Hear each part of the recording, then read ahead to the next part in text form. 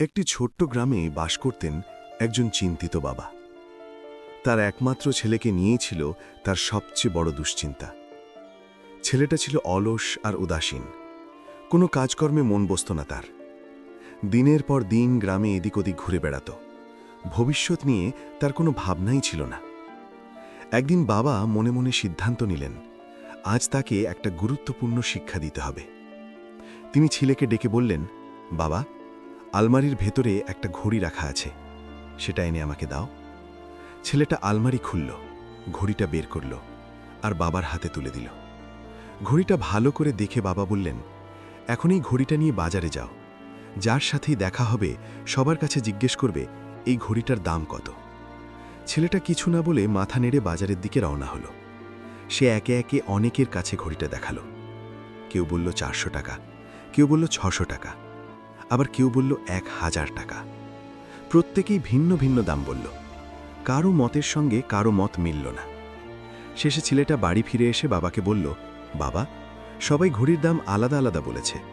কেউ 500, কেউ 800, আবার কেউ 1000 টাকা।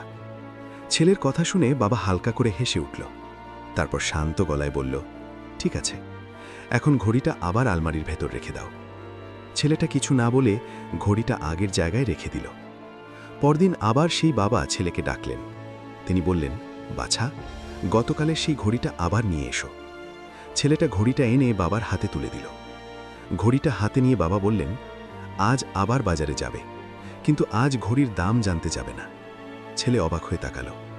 বাবা এবার বললেন, আজ তুমি মানুষকে জিজ্ঞেস করবে এই ঘড়ির ভেতরের সময়ের দাম কত। বাবার কথা শুনে ছেলেটা একটু বিমর্ষ হয়ে পড়ল। সে ঠিক বুঝতে পারল না, সময় আবার দামের হয় নাকি। তবুও বাবার কথা অমান্য না করে সে আবার বাজারের পথে রওনা হল। বাজারে যাদের সাথেই দেখা হলো, ছেলেটা আবার জিজ্ঞেস করল, এই ঘড়িটার ভেতরের সময়ের দাম কত। লোকজন এবার অদ্ভুত চোখে তার দিকে তাকালো।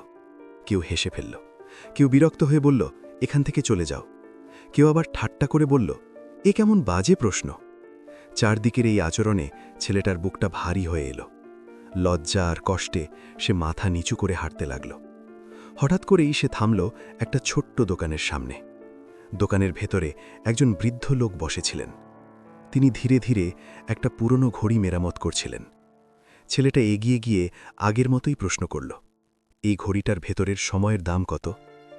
বৃদ্ধ লোকটি তখন নিজের কাজ থামালেন। তিনি ছেলেটার দিকে তাকালেন।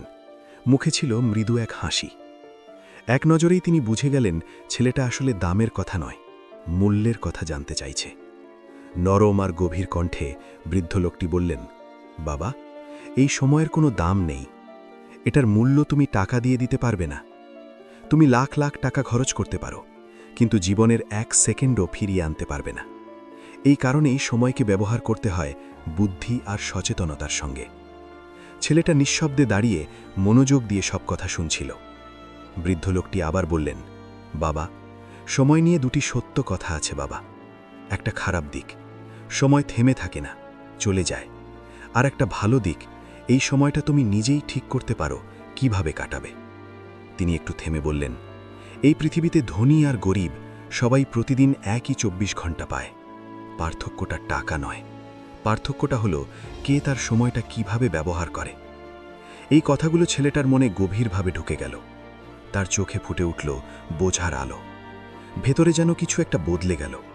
সে বিনয়ের সাথে বৃদ্ধ লোকটাকে ধন্যবাদ জানালো আর দ্রুত বাড়ির পথে রওনা হলো। বাড়ি ফিরে সে বাবাকে বাজারে ঘটা সব কথা খুলে বলল। বাবা গর্বের হাসি হাসলেন, নীরবে ছেলের কাঁধে হাত রাখলেন। সেদিন থেকেই ছেলেটার জীবন বদলে যেতে শুরু করল। সে অলসতা ছেড়ে দিল, কঠোর পরিশ্রম শুরু করল। সময়কে আর নষ্ট করল না, সময়কে কাজে লাগাতে শিখল।